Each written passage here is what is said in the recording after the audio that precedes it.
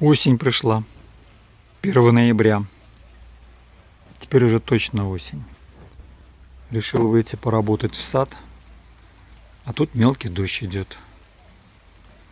Не успел.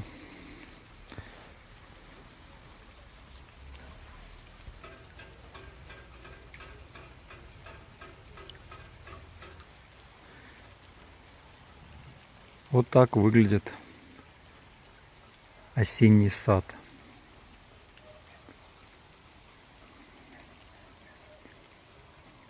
Удручающая картинка.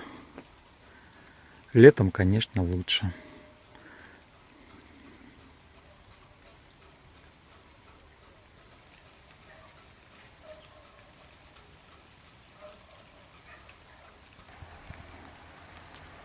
Хорошо, что у меня новая крыша.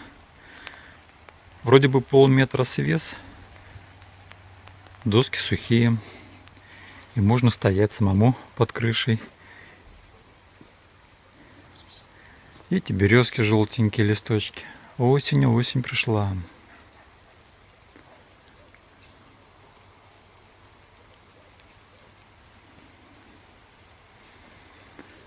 Еще есть незаконченные дела, которые нужно заканчивать делать, а то уже скоро белые мухи полетят. А у меня на грядке еще баклажаны висят. И даже где-то перчики красные есть. Острый перчик есть.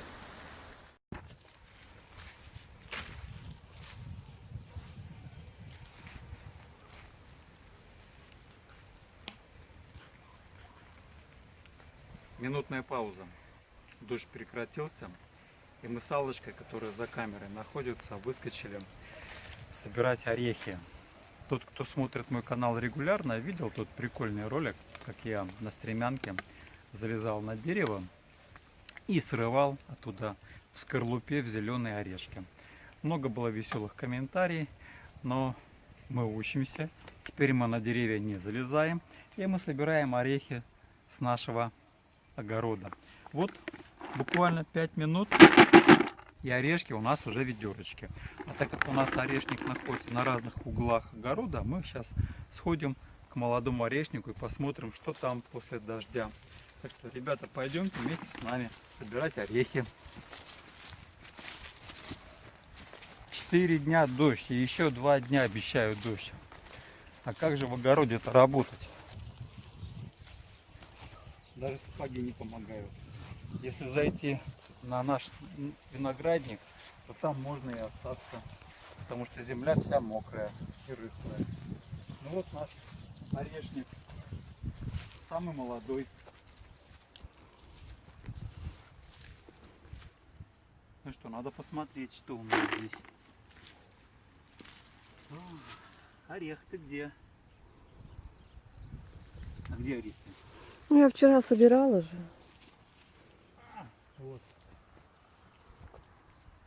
Вот они, орехи.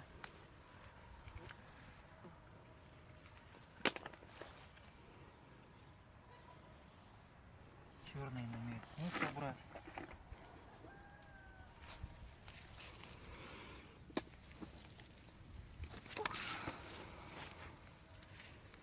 Но здесь поменьше, конечно, ореха.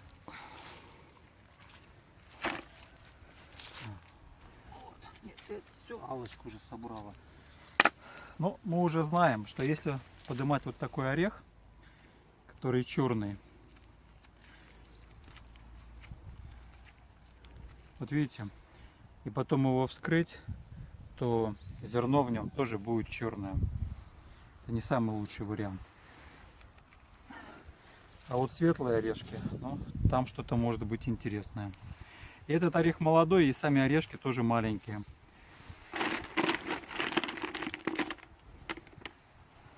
Видите, какая разница? Это молодой орешник, а это наш старый. Орехи почти в 2 раза отличаются по размеру. Это не орешник, а орех. Орех, да, орех. Орех. Орешник — это фундук. Слушай, а у соседей наши орехи лежат. Вот смотри, какие красивые. Пусть Давай лежат, заедем. это ихние орехи. Ну посмотри. На их территории Корни на нашей территории, значит наши. нет. Нету орехов больше. Все у соседей остались. Неправда, я собирала регулярно. Смотри, как он налипло. А, такие чуни. Кстати, снимала? Вот в магазин на базар зашел, за 300 рублей купил сапожки. А то мои порвались. Когда копаешь, земля попадала внутрь, не очень комфортно. А эти вот новые. Теплые стельки поставил, 330 рублей, все удовольствие. Ничего нет. Ты не видишь, есть тут какие-то мелочи, но это совсем мелочные. Вот это. Это черный, Сережа. Точно? Да черный, ну. Шкурка черная, поэтому. Ну ладно. Сам будешь есть эти черные. Ничего нет. Нет ничего. А, вот, нашел. Один. О, нормальный орех. Хороший орех. О, еще один еще. Все, что ли? Да. Ничего больше нет. Ладно, идем к другому ореху. О, солнце появилось, какая радость. А что-то мне такое налито?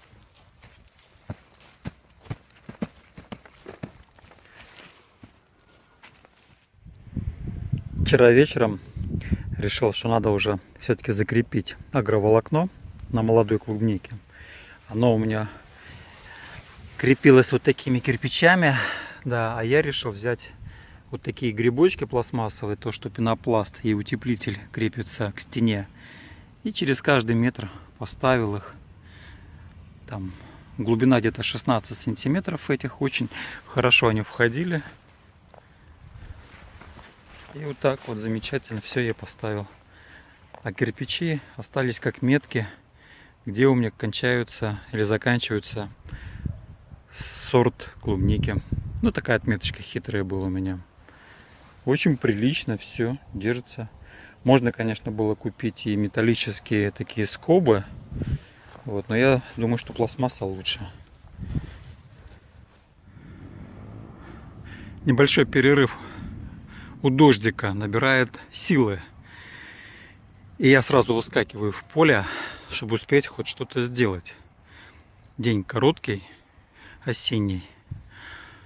А у нас 4 дня сплошного дождя будет.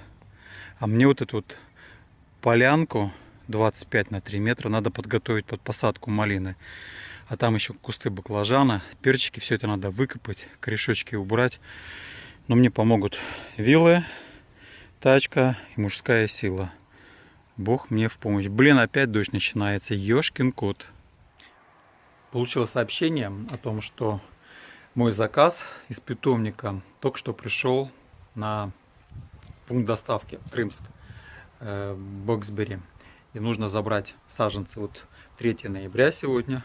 Пришла моя малина. Пришел еще один инжир. Нужно срочно ехать забирать. Сегодня солнышко. Но, как говорят, это ненадолго. И вот пока дождика нету, дожди у нас уже 4 дня идут подряд. Земля мокрая, работать в огороде просто нереально.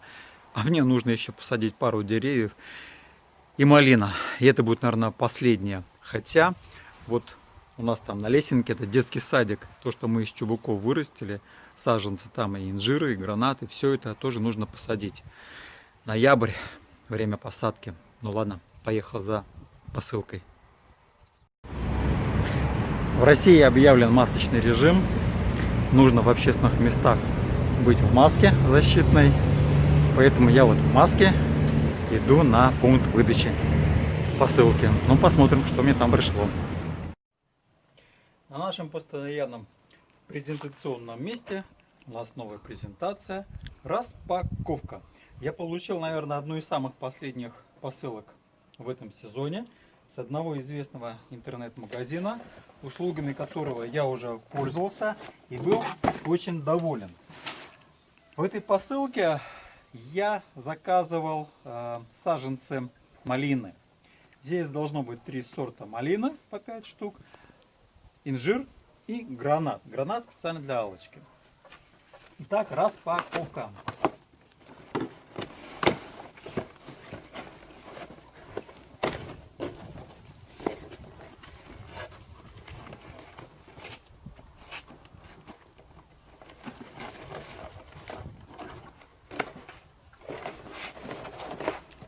Мощный гофрокартон, коробка, медными скобами, все это соединено.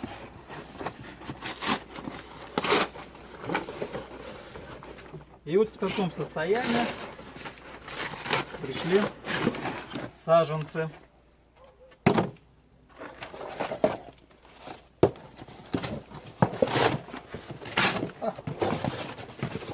Чтобы не мешало. Что мы здесь видим? Так. Слива алыча черная Анжелина. Точно. Мы алычу заказывали. Правильно, Алыч? Да, было дело. Вот Анжелина. Забыли. Это самая крупная алыча. Синяя с маленькой косточкой. Ну вот такой вот саженец. Чтобы корни не сохли. Видите, все в полиэтиленовой пленке обмотано. Так, это у нас алыча. Точно. Даже забыл, что мы ее заказывали. Так, теперь пошли, что у нас за малина красная, брянское чудо, ремонтантный сорт, поздний срок созревания. Вот малинка такая, ну слушайте, толстый корешочек такой. Так, раз.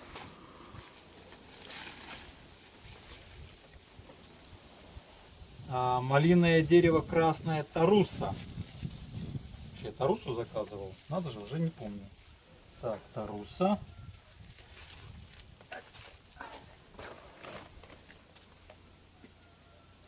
Так, брянское чудо. Их по 5 штук должно было быть. Ну вот, наверное, здесь упаковочный лист.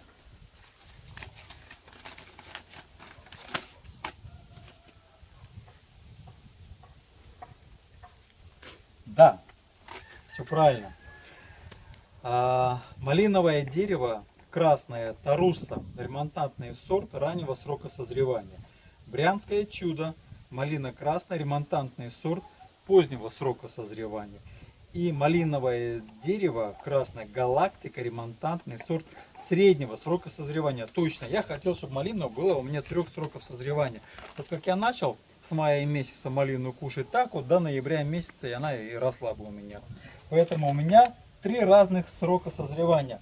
И плюс еще слива алыча черная Анжелина и инжир светло-зеленый ремонтантный Брунсвик раннего срока созревания, самоопыляемый. Там было в рекламе, что инжир чуть ли не по 150 грамм одна штучка. Вот такие вот подарочки. А гранат где? А гранат, значит, мы не заказали. Мы поговорили и не заказали. Малиновое дерево галактика. Так, это у нас что? Инжир. Вот он. Мы его прикопаем, мы уже знаем, как инжиры сажают. Значит, у нас алыча, инжир.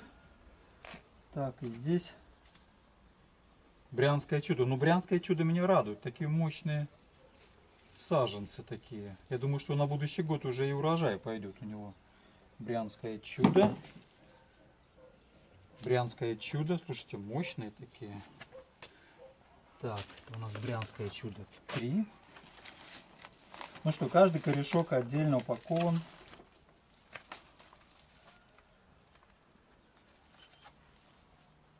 Галактика. Все есть. Все хорошо. Так, а это что у нас? Гранат. Гранат! Ну вот опять я в поле.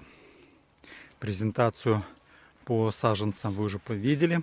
Я быстренько переоделся, и пока нету дождя, солнца, даже небо голубое, значит, вот на эту полянку я выскочил. Вот здесь, на этой вот меже, будет посажена малина. Хотелось, конечно, еще пару сортов добавить, но, к сожалению, не получилось с этими сортами. Ничего, посажу я вот этих вот 3 сорта. Раннюю, среднюю, позднего срока созревания. Есть еще желание Моровилу и G&J получить тоже, но в интернет-магазине в этом их не было. Ну да ладно. Моя задача сейчас выкопать перцы. У нас еще перцы зреют. Аллочка их посушит, может там законсервирует, еще что-то. Вот Арсений тут тоже выскочил на поле, мы его не пускали погулять, потому что дождь был, грязь, и он с грязными лапами в дом. Мы их моем, он опять на улице, лапы моем, опять на улицу. И мы его держали. Вот, так что будем работать. Ну, а вы нам пожелайте удачи. Кстати, очень приятно, что за последних пару дней у меня очень сильно увеличилось количество подписчиков. Это не может не радовать. Значит, вам мои ролики интересны. Значит, я работаю и для вас. Рассказываю о нашей жизни с Аллочкой, как мы здесь устраиваемся. Вот. Для кого-то это мотивация будет какая-то. Кто-то просто любит смотреть, как сериал там «Окна» или «Санта-Барбара». Вот. Разные варианты могут быть, но приятно то, что вам нравятся наши видео. Ладно, мы продолжаем работать. Земля очень мокрая. И на вилы просто все сильно налипает земля. Очень сильно. Тяжело копать. 4 дня дожди. Зато посмотрите, какие у нас жители. Копаешь землю. И вот такие вот дождевые. Сегодня у нас уже 5 ноября, замечательный солнечный день, но уже не так тепло, как это было в июне или в августе. Вот, но тем не менее солнышко светит, и период дождей у нас закончился. И это самое то время, когда пора все-таки заканчивать с посадками. Но я не удержался. Я несколько дней сидел в интернете, выискивал, кто же может мне продать саженцы винных сортов винограда. И нашел такого человека. Есть сорта, которые меня заинтересовали. И я вчера сделал еще заказ 4 сортов винных сортов винограда. У меня на участке появятся такие известные сорта винограда, как Шардоне, Бастардо, Рислинг и Карменере. Я эти вина знаю. Очень хорошие, качественные вина. Вот, и я хочу, чтобы они росли на моем участке. Поэтому это у меня следующая эпопея. А сегодня я должен все-таки победить эту грядку, которую я копаю уже 2 дня. Из-за дождя очень мокрая земля, влажная, и копальными вилами. Кстати, вилы, которые я приобрел за 3000 рублей, оказались супер выносливыми. Они не гнутся, не ломаются. И, честно говоря, даже не всякая лопата выдержит, а вилы все-таки выдержали. Вот. И я сегодня буду продолжать борьбу с землей. Кстати, когда я копал, меня порадовало то, что в моей земле, под тем местом, где будут посажены саженцы малины, очень много червяков. И не просто много, они здоровые, они по 15-20 сантиметров. И я в шутку предложил Аллочке посмотреть на ютубе, особенно у нее есть там пару каналов про китаянок, которые всякую экзотическую еду готовят, чтобы она посмотрела, можно ли что-нибудь приготовить из дождевых червей. Но это так, это шутка. Ладно, ребята, не буду вас утомлять моей болтовней. Мне нужно работать. Кстати, Арсений, он уже здесь, он уже бдит, охраняет и смотрит за моей работой. Арсений, пойдем посмотрим, что мы там будем работу делать, какую. Ну вот та самая грядка, которая еще не сдалась мне, ее нужно победить. Я сделал 8 метров, прокопал, выдергивал парей, различные сорнячки, и, конечно, земля получилась чисто, ровно, аккуратненькая. Инструмент ждет меня, лопата, вилы и ведро, то, что мне сегодня понадобится. Ну и, конечно, для разметки я уже подготовил колышки. Ну и Арсений уже переместился сюда, будет смотреть, как я тут работаю. Копаешь себе, копаешь землю, а тут раз, и вот такие вот червячки выползают. Ну, для сравнения, вот это моя рука. Видите, он больше, чем в 2 руки. Хороший червячок. Помощники. Это говорит только о том, что я землю переработал хорошо. Она плодородная. Ну и червячки помогают мне в этом тоже. Как Аллочка сказала, что есть где специально выращивают червячков, и на свою землю их запускают, потому что у них их нету. А у меня червячков очень много. На рыбалку можно такого использовать. Красавца.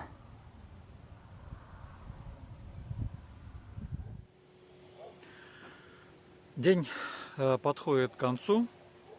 И я сделал одно важное дело, можно сказать, задел на завтрашний день. Это разметка участка под малину. Хвала тем, кто учился хорошо в школах, знает математику и дружит с геометрией. Это иногда вам помогает в жизни. В данном случае у меня был участок длиной 24 метра. И расстояние между лозой винограда и ежевикой, которая у меня за спиной, было 3 метра. Изначально я планировал на этом участке поставить 2 ряда с малиной. Метр будет между рядами и остается метр с каждой стороны между лозой виноградной и ежевикой. Но местные жители, а также личный опыт уже мне подсказал, что это будет маловато. Ну, во-первых, я посмотрел, как у некоторых местных жителей выглядит малинник, у которых очень маленькое расстояние между рядами. В итоге получается следующая картина. Ягоды на кустах раскидываются, и между рядами пройти нельзя, потому что это не метр между вертикалями. Это будут у вас еще ветки, которые будут нагинаться в ту или в другую сторону. На них будут ягоды. И реально между кустами вам пройти будет не очень-то удобно. И второй вариант, мне многие подписчики говорят, а малину вообще нужно вдоль забора сажать. Но представьте, как вам удобно будет собирать ягоду, которая будет находиться между рядом малины и забором. Вы туда просто-напросто не залезете. И мало того, что не залезете, вы не увидите эту ягоду. Поэтому, прикинув все за и против, посмотрев в интернет, почитав на форуме, я пришел к выводу, что идеальный вариант будет сделать нормально один ряд посередине вот этой 3-метровой ширины дорожки и посадить малину. В итоге, что мне получится? Я натянул вот такую линеечку прямую, разделил стороны пополам, 1,5 метра с одной, 1,5 метра с другой стороны. Точка отсчета, откуда пойдет у меня малина, поставлен. Вот. И у меня будет посажено 3 сорта малины. Ранний, средний и позднего срока созревания. И в зависимости от сорта рекомендуют сажать малину где-то 70 сантиметров, 80, есть даже которые и по метру между саженцами. В зависимости от этого... кстати, еще. Я когда покупал малину, я не покупал малину сразу на весь участок. Я подумал так, ну какой смысл мне сразу покупать малину, притом малина недешево, хорошие сорта стоят. Я через год разведу сам свои сорта малины. Притом будет видно, какой из них лучше приживется, какой будет давать урожай, те сорта буду продвигать. В итоге что получилось? На моем участке будет на этом ряду 3 раннего срока созревания малины. Я участок, который, ну скажем, ряд ближе к северной стороне, здесь буду сажать позднюю малину, ну и дальше у меня будет средняя, и в самом конце будет раннего срока созревания. Почему? Потому что там у нас южная сторона, и солнце у нас идет слева направо. Это будет северная сторона, а там будет южная сторона. И получается, что поздний срок созревания у меня будет здесь, на севере, а ранний срок созревания будет он там, где Арсений сидит в самом конце ряда. Отлично, с этим я определился. 3 сорта малины я уже получил, они ждут завтрашней посадки. И в итоге я колышками разметил первые саженцы, где я буду садить. И что у меня получается дальше? Итак, малина. Значит, это осевая линия, которая четко разделила участок для посадки малины пополам. Вот эти чопики, да, это саженцы винограда. И здесь будет потом за зиму сделана шпалера. С левой стороны вы видите, это столбики, на которых уже стоит ежевика. Ежевика в следующем году будет уже давать урожай. И между ними малина. У меня 3 сорта малины, значит нужно сделать 3 участка. Первый столбик, это начало участка, здесь тоже будет шпалера. Я взял сорта, которые считаются штамповые, или как еще называют, малиновые деревья. Но тем не менее, все равно я поставлю одностороннюю шпалеру для того, чтобы все-таки подвязывать. В среднем они где-то 1,82 метра высотой будут у меня саженцы во взрослом состоянии. Итак, это начало, где будет стоять шпалера, первый столб. И дальше будут натягиваться проволоки. Теперь я сделал разметку. Значит, так как это поздний срок созревания, рекомендуют, это у меня будет брянское чудо или брянская дива. Значит, такой вот сорт малины, извините. У меня всего-навсего 5 кустиков, 5 саженцев. И вот я поставил 5 саженцев. Ну, у меня-то 3 сорта. И поэтому я это все расстояние вот такими большими арматуринами разделил пополам. Вот здесь у меня заканчивается участок. Они разделены на 3 равных участка. Так как у меня только 5 саженцев, и через год я сюда буду подсаживать, если мне понравятся, эти же сорта малины. И мне покупать не надо. Следующий сорт у меня среднего сорта, скажем, времени созревания. И вот отсюда, от этого места, я буду сажать уже первые, скажем, саженцы среднего сорта созревания. Итак, продвигаясь по малинному ряду, здесь я еще не докопал, здесь у меня заканчивается третий равный участок. Это все по 8 метров у меня получается, где-то по 7,5. И отсюда начнется посадка раннего сорта малины, раннего срока созревания. Это сорт Тарусия будет. Также 5 кустов, где-то до середины участка они у меня доходят.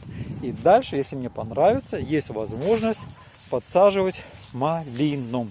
И в итоге это последняя точка, где будет посажена малина. Вот такой вот у меня расчет. Шагометр мне помогает. Завтра я посажу первых 2 сорта. Сегодня я даже прокопал больше, чем за 2 дня до этого. Дождей уже не было, земля подсохла, и копать было куда приятнее и легче.